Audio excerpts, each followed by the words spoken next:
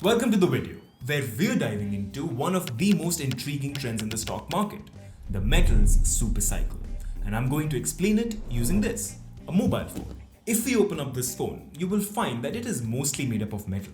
The battery is lithium, cobalt and nickel. The screen is indium, tin and aluminum. The chips are gold, silver, copper and rare earths. Each of these metals is essential to your phone.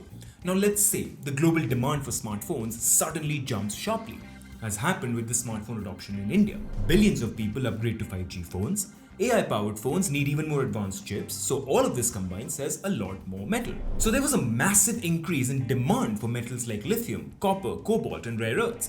And mining cannot scale fast enough because it will take 10 to 20 years to start production in a new mine, whereas demand can spike in 6 months or a year. This is why prices for the metals that rise will likely stay high for years, because there is no physical way to match the increased demand. That is a metals supercycle, driven by something as common and everyday as your phone. Now imagine the sudden demand for phones comes at the same time as an EV revolution, AI adoption and green energy boom. Each of these industries need a lot of metal. Electric vehicles need lithium, copper, cobalt. Green energy needs wind turbines, solar panels, EV chargers, transmission lines. And AI chips need gold, rare earths, copper.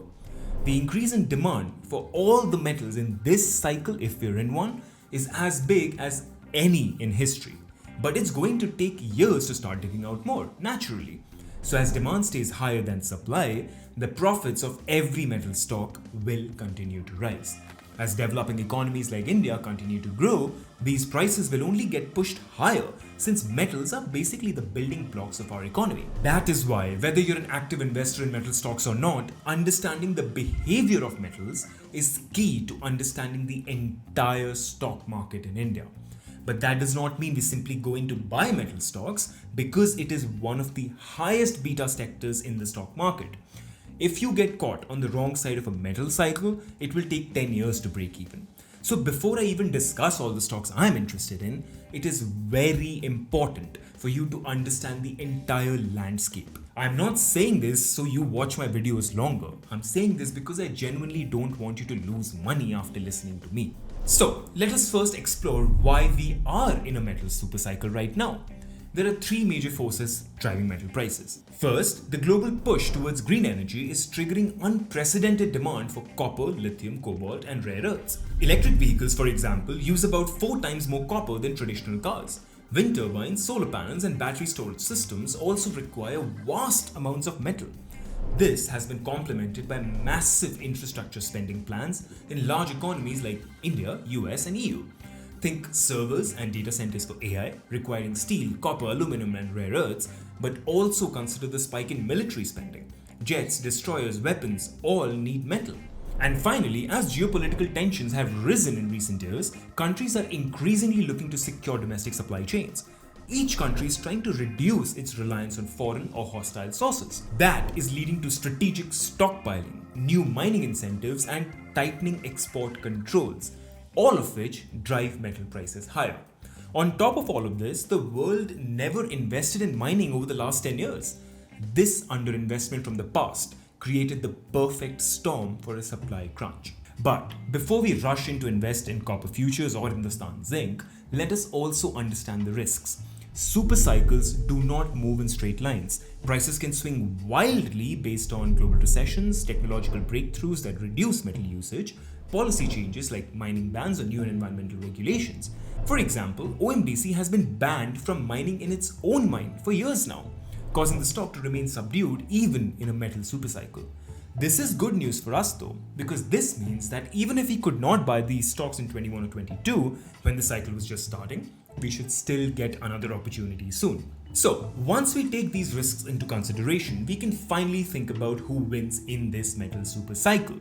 Starting with the AI revolution. There are 6 companies who should benefit, of which 3 are especially promising to me. First is PTC Industries, which is setting up titanium and super alloy manufacturing plants. Super alloys and titanium are less general purpose in AI infrastructure, but are very important in high-end hardware, aerospace, defense, etc. Simply put, as AI's use in robotics, aerospace and drones increases, demand for advanced metals will grow, where PTC Industries is an outright winner. There are associated risks though. This is a very specialized business with high technical and quality control demands. The market is also much smaller than other metals, and if we combine that with the high capex that this business needs, the margins could remain volatile. Meaning, we cannot trust that the company will give excellent results every quarter. This is also an export-dependent business, so supply chain vulnerabilities could also create random situations. All of this is to say, there will be plenty of chances to buy into this stock. So any investment I make would not be in bulk. This is a stock I would accumulate slowly and buy on large falls. Next, we have Adani's copper smelter called Kutch Copper, and this is firstly interesting because of its size, but more interesting because it's pushing to become LME listed. Now, LME is the London Metal Exchange, and being listed on this exchange opens up access to global trade and financing. That would be a significant edge in competitiveness. Now, how can we play this or profit from this? This company falls under the umbrella of Adani Enterprises if we're looking to buy some stock. Finally, we could look at GMDC, which is a state mineral miner. It is pushing into rare earth exploration, and its strategic positioning is just perfect. Geopolitical tensions have put significant pressure on global supply of rare earths, which has forced India to source these critical minerals domestically. This would mean policy changes and incentives that should benefit GMDC directly. Now, this is a high capex business, and technical partnerships are perhaps the biggest hurdle to success. Rare earths are not like gold, where the purification process is comparatively simple. Rare earths are chemicals embedded in similar looking ore, so refining it is a complex chemical process that needs technical expertise. Think of it like this. If mining gold is like addition in mathematics, rare earth mining is like calculus. On top of this, the company would also have to build fresh downstream capacity for rare earths. Downstream capacity means that even after the company mines these metals, they cannot sell it on Amazon, right? They have to build supply chains that can transport these metals to the right buyers safely. So any investment in rare earths must consider how a company is planning to tackle all of these hurdles. Now, for the green energy transition, my top 3 metal stocks would be Vedanta, which is strongly investing in transition metals. Transition metals have a complex chemical explanation that I would love to geek out on, not in this video though. What matters to us is that these are metals used in chemical reactions to produce steel, in medical sciences as a component of hemoglobin in our blood, and even in advanced energy technologies like batteries for EVs.